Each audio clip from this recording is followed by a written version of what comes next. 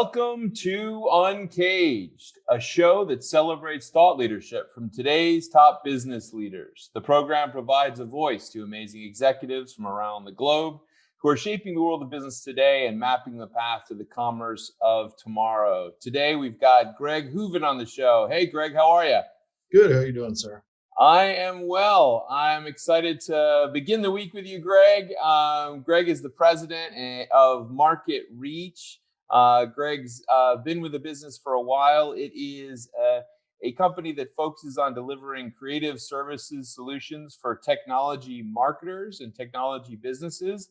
And we'll get into kind of the details of MarketReach and what it's working on today. But before we get there, Greg, tell us a little bit about your path and your career today. Yeah. So I started off my career in crisis communications. So I worked with a company out of Boston. That's where I got my first start in my introduction into the comms world. I always knew that I wanted to do something in the marketing space. My father will tell you I was always ambitious and wanted to go into commercial advertising.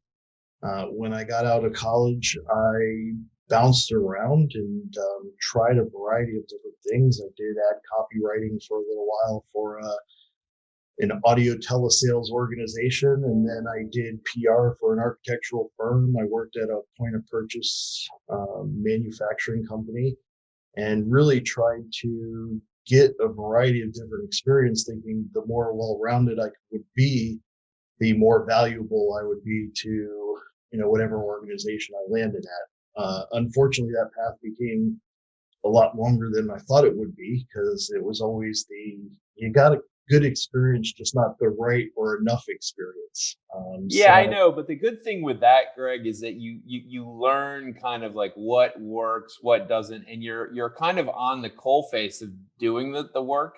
So, I think now when you're able to look back on it, I mean, what valuable knowledge, right?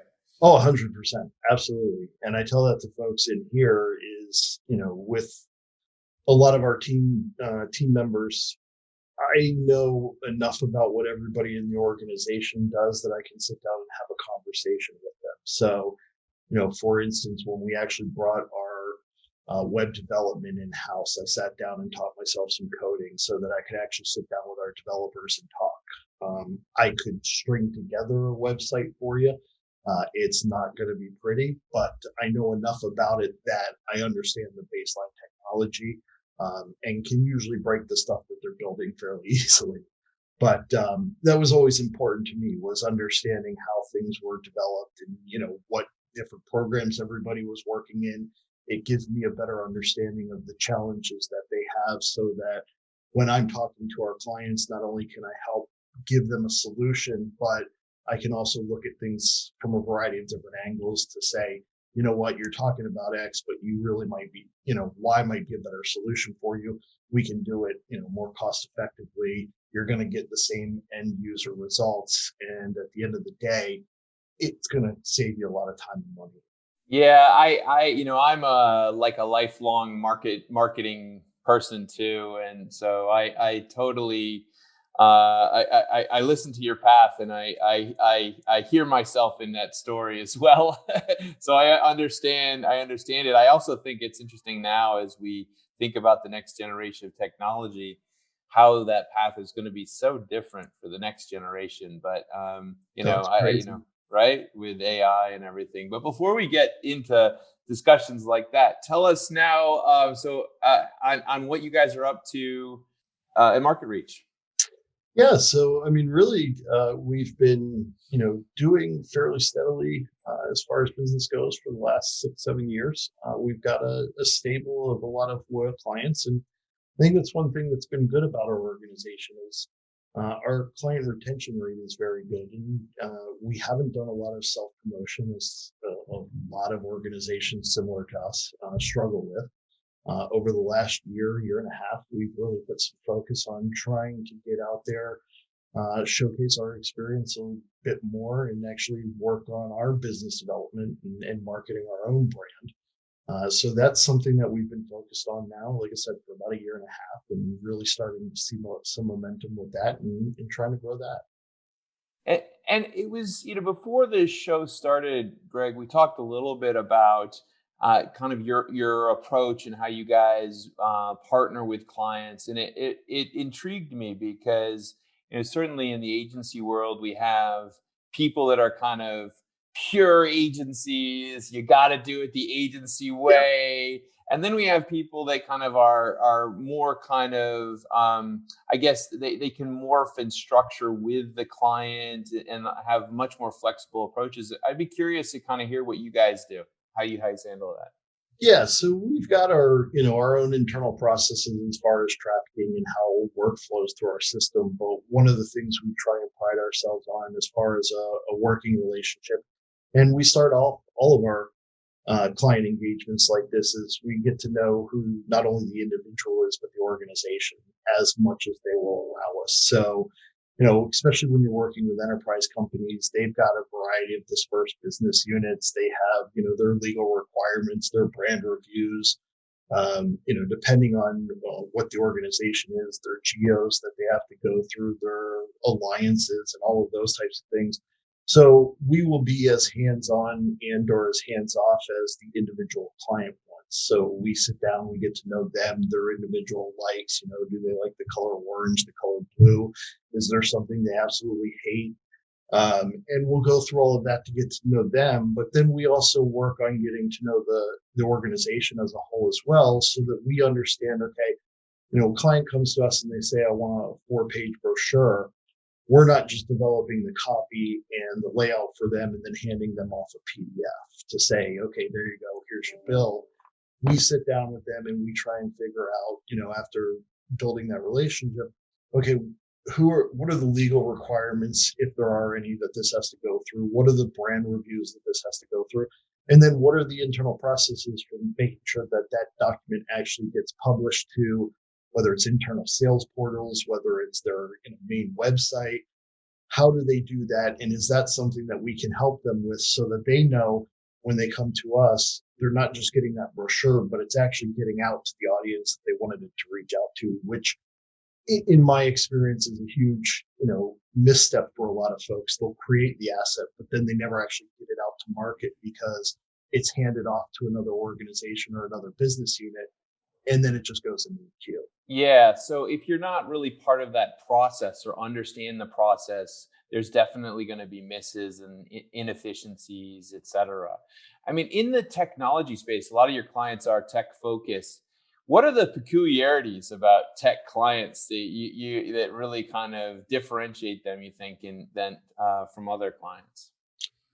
Uh, so a number of different things. I think one is the speed at which they move, and with tech in particular, the amount that it refreshes. We've had some folks that come in to our organization, and why don't you go into this industry, or why don't we look at this? We could really grow in this particular sector. And it's like there's so much business in the technology space, and it's refreshed at such a pace that the market is just massive. So that's one aspect of it. And the other is, particularly in our organization, we're dealing with, and we talk to all of the candidates who come in to interview, we're dealing with the tech of the tech. So, you sit down and we talk about the computer that you're using or your phone. We're talking to people that, get really excited about hinges on server racks and things along those lines. So we're talking about, the geeks of the world. Yeah. Um, and they do have different personalities, and they get excited about things that most people could care less about or don't even think about. Yeah, I think it's always the one of the challenges I always see with technology marketing is language. Mhm. Because engineers, the developers, have a different language, set of language and acronyms that they have become accustomed to that customers just don't know, or are definitely not used to at times, especially when you're creating stuff for the end users. I just moved house and I was having the lovely process of installing a Wi-Fi system this weekend. Yeah. And just reading through the brochure, like if I didn't know technology, I was just like, no one's gonna know that word. Like no, So that must be fun, kind of like going through that process with them. Oh, it certainly can be, and it's certainly changed over the last 5, 10 years. I think more people are becoming familiar with a lot of the different technology terms, so it is certainly becoming more of a way of life for a lot of folks. It's not as bad as it was 10 years ago, where you're talking to a CEO who probably doesn't know much about the back end storage or things that they're using in their organization. No, I know, but the word I was thinking of was node, Yeah. node, and it's a simple word. I'm sure that some tech guy was like, yeah, well, it's just the multiple nodes in the house. We need to, and my wife was like, what's a node? Yeah. you know, so anyway. But so tell me, I mean, it's been a transitional moment for a lot of companies, technology companies, services companies, solutions companies. How have you guys fared during the last year, and how have you changed? Uh, so I think the real big thing for us as far as how we fared is pretty consistent. We were fortunate enough, again, with our industry that we focus on, uh, there was a high demand. I think a lot of folks that, were looking at upgrading their technology to things like, going to the cloud, for instance. They were kind of forced into that with all of the remote, working.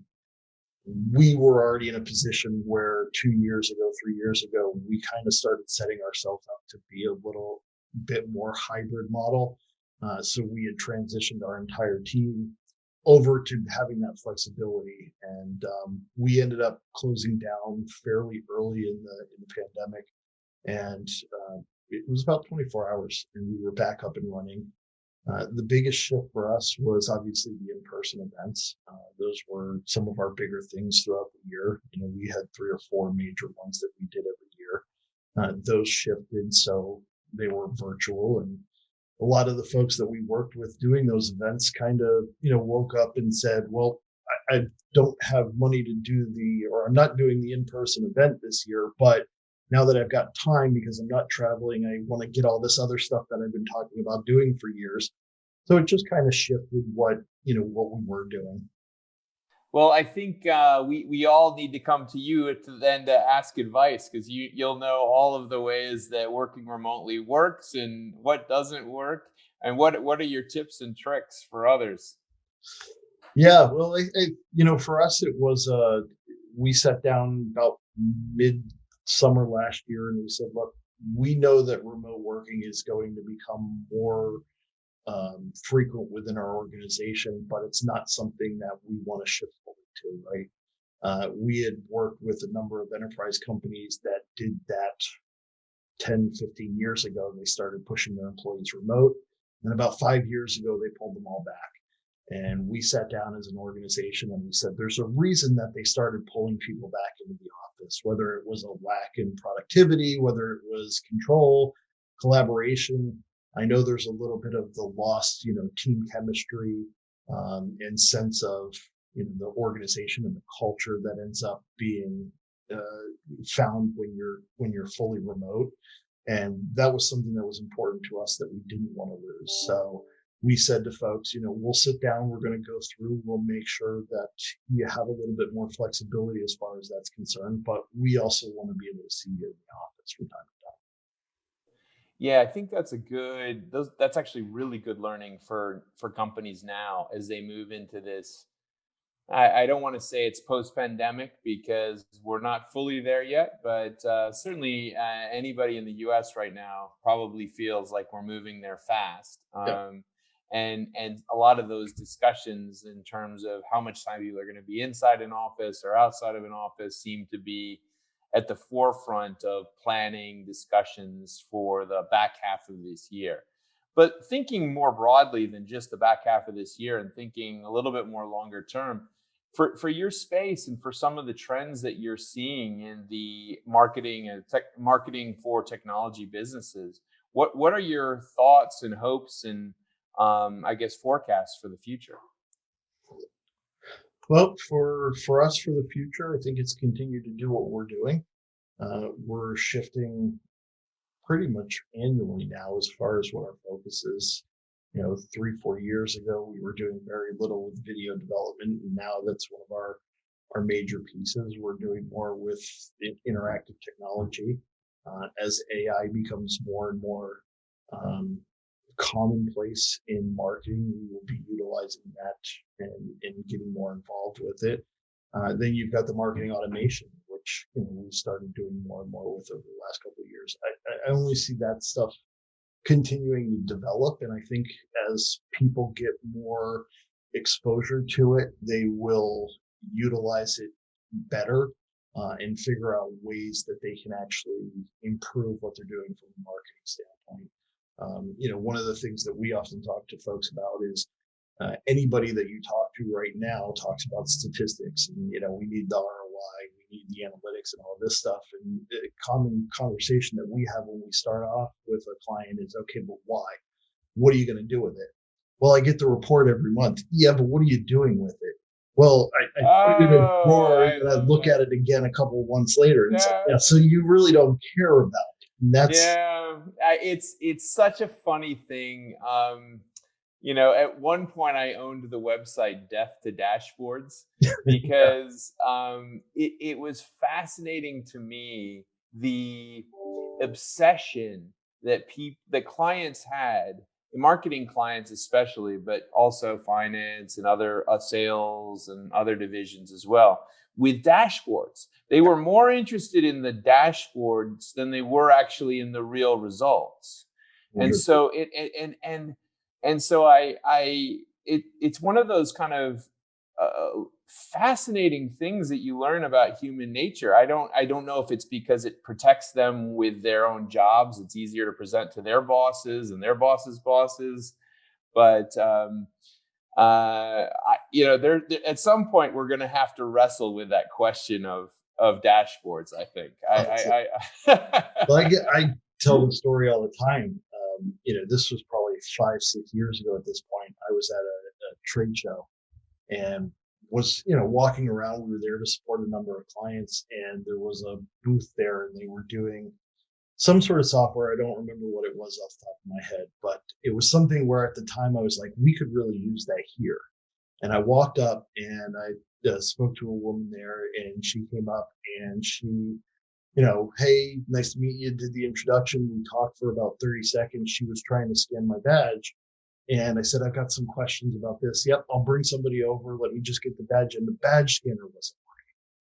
And I stood there for 5 minutes while she was trying to get my badge read. And meanwhile, I'm sitting there going, yeah, but I really want to learn about the product. Yep, just hold on, I'll get there. And I ended up walking away because all I wanted was a couple of questions answered about how the solution was integrated, how much was out of the box versus how much we had to customize. And I never got that because they were more worried about scanning my badge than actually having a conversation about what their product did. And that's something where, again, we talk to our clients about as far as events are concerned, is making sure that you're actually going to do something with the information that you're getting. And tell me, so it sounds like events used to be a big part of what you guys do. How are you envisioning that is going to work going forward? Yeah, so we actually, MarketReach started as primarily an event company.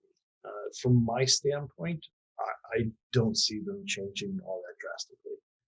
I think people are kind of itching to get back into the event world. And in fact, my father, who was in the retail and clothing business for years, said the second that they opened those back up for their showcases, they were booked.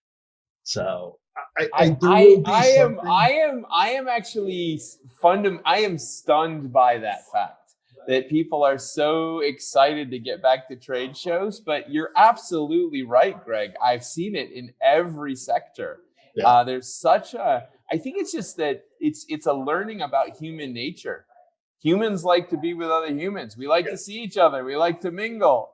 And whether it's efficient or not, that has nothing to do with it. Well, and from an event standpoint, I think you run into the virtual events are nice. I think there will always be some element for that for the folks who can't travel. But you look at what you do on your computer on a daily basis, and I've had 3 or 4 that I've registered for over the last couple of months that I don't listen to.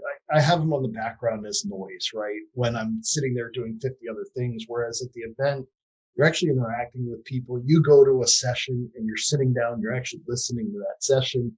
You're not, checking your email, doing 50 other things. So the attendance numbers go up because a lot of these virtual events are free at the moment. But the actual engagement, it's got to have gone down, I would imagine. Yeah, it might be lower. I think that's kind of what you're saying, that they might not be really fully engaged.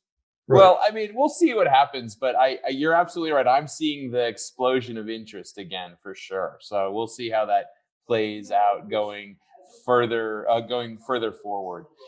Greg, it's been amazing to talk to you today on Uncaged. We've been talking to Greg Hooven. He is the president of MarketReach. MarketReach is a company that delivers creative services for technology companies, technology marketers. Greg, if someone wants to get in touch with you, where should they find you? Our website is mreach.com, and all of our social channels are on there, as well as our email addresses. Great. Well, listen, thank you so much for being on Uncaged Day, and we look forward to talking to you again. All right, I appreciate it, sir. All right. Cheers, Greg. Be Have a good well. one.